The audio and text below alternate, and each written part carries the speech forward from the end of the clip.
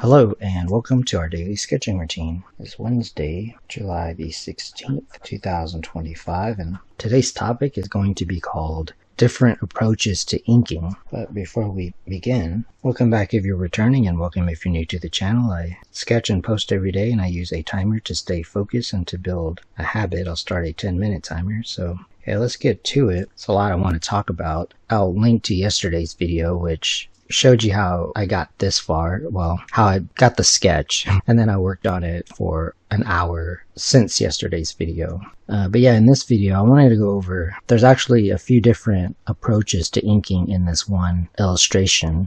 To make it into an illustration, a border helps, so I just kind of put a border, and I may or may not put some more stuff down here. But yeah, if you want more details on like how I came up with it, it's basically based upon the previous videos of how to draw figures from imagination. This is just printer paper, like medium quality printer paper.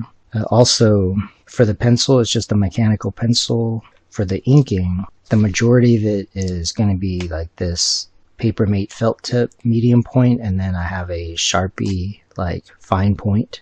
80% of it will be done with just these pens. Now I might go in with a marker or like a brush pen or something. I wouldn't jump to that. I mean, you could. Sometimes you can just kind of go in and fill in like the dark areas, but I like this approach. It's a little bit more gradual. I could go that way or like leave some of the white of the paper and stuff like that. Since I'm inking my own work, I'm not penciling everything and then inking it, because I find that it's okay. I mean, it's just that like an approach. So with that said, I'll start with this one where I'm just inking over like the pencils. And what I'm going to do is, like, once I get this far, what I usually do is carefully erase. So that's what I'm going to start off doing, is to start erasing the pencil so I can see what's going on. So like that's one approach, so you can see how I'm inking over it. So for example, I'll just erase this part and yeah, just be gradual about it. I mean, it can be fun in its own way to ink over like the pencil drawing. It just depends. If I am gonna like do that, I keep the pencils pretty loose just because I don't like to trace over. Like I don't like to have to draw stuff twice. Part of that is the effect. That's kind of nice to like erase the pencil and then have like not everything has to be outlined. I'll just leave that because some of this can be defined by like the background figure here. These are just some different approaches, and it's like basically a cross hatching technique. But when I start off, I usually just kind of I just do hatching. I just go in like a certain direction, and the lighting doesn't actually have to be, it's kind of better for it to have different lighting actually, but because of like the technique and like the way you drew it, it goes together. So that's one way to approach the inking, is to have the pencil. So this one, like in yesterday's video, I just kind of like drew it and like detailed it. I just looked up, like this one I didn't look up anything, but like this one for example, I just looked up like a cloak, and like this one I said I would look up like a trench coat. So maybe I'll just kind of play around with this one. Back here, I'll just use like this fine point. They're just like, again, like just kind of different approaches. I might see, for example, like there's some lighting going on, or let's say like, it's like a mixture of, like, let's say the trench coat is dark or black or something like that. But like maybe there's shadow, and that's why I mean about being gradual about it. So if the trench coat itself is dark, this would be called like the local value. So, but you can also take artistic liberties. It's not as if the trench coat is dark, so now you must fill it with like black or like dark or crosshatch it. It's not exactly like that, because it's art, so it's not exactly, you're not trying to make it like photorealistic. It's also just what looks cool. So like maybe that's the gradation that you want. Also, there's the thing of, it depends on how much you want to color it. So if I'm going to color something, let's say I scan this in and color it digitally, because I kind of like that comic book sort of flat look anyway. I might leave open spaces for like a color. I'm just gonna, eventually it could be cross hatching, but at first I'll just do the hatching. So part of it's the lighting, but part of it is also the local value. So pretty much everything on this figure is going to be like kind of dark or something. The other option is to just fill it, but that's kind of a different style where you just kind of fill it in with.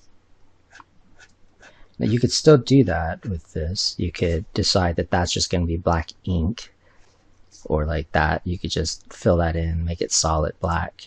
I like to build it up gradually personally, and that I might not go in that direction. So these are just some different treatments right here. That's what I mean by either build it up gradually or like take your time with it. Like don't force it.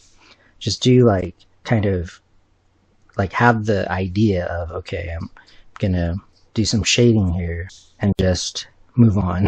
So in this one, again, I'm going to be gradual about it, but I'm going to use like a different pen. Even without reference, you can kind of make up some things. So it's a compositional thing. So you can see that it's starting to develop like a light and dark pattern, as I like to call it, which is the values basically. So there's like a light and dark pattern here, but it's being used with like a thin line. This one is a little bit more of a mix, kind of like the medium point with like the thinner. This one is basically like the thin line, like building up towards like dark. In this case, I'm just going to use like the medium point, but then there's the question of how do you know like how to shade it and stuff like that. Well, there's certain things that if you're not sure what it looks like, then I would look up reference for. But let's say that some of the like outfit, like some of the gear, there's just different things. Like the way I'm looking at this, for example, so this part of this is just like the character design. I'm kind of seeing maybe like, so again, this is just, at this point, it's kind of character design, like just looking at the outfit. So it could be, I might decide like, I'm going to go ahead and just turn the paper. But let's say I just go ahead and decide that this is just going to be like either tone or like local value, which is to say like the pants are like a little bit darker than like the shirt. So that's like one thing, but you can do it in a way that looks good. Do it in a way where like the inking, that's why I like turned it so that the line work looks good. So like that's one way to approach it. And I guess this is like some kind of right here, some kind of like belt. So that's one way to just kind of draw from imagination without like looking something up. So I'm just going to refine the, and so this one doesn't have like the pencil, but I'm just going to refine the like the drawing kind of like this. So that's like one approach, and it has more to do with, it still looks good. Like I want to do it in a way where like that can be the final, which I mean like it is. Same with like this, like whatever detail I add. So I'm just making smaller shapes, and so it creates detail because of the smaller shapes, which is a little different than the idea of shading. That's like a little bit different. So for example, the whole figure could be like in shade, like, or in shadow. Now I do like reference, I'm not trying to say, because I wouldn't even know to draw this if I hadn't looked at something at some point in time, even though right now I'm just making it up. Because reference is interesting. It's like it's stimulates the imagination. So yeah, I'm not gonna force it. I have some ideas. Like I said, this could all be in shade, but I'll just do enough. And yeah, I could always look up like an outfit and get ideas. That's like the main things I wanted to go over. Same with like kind of this area. Let's say that I actually am kind of fixing this, because initially I thought like that this would be part of this character, but it looks better if I adjust it and also like kind of make it look like part of this background. Again, I could just go in and fill that with black, or I could do this, build up the dark, and still eventually go back, but it might not be the look I'm going for. Like this might be the better look.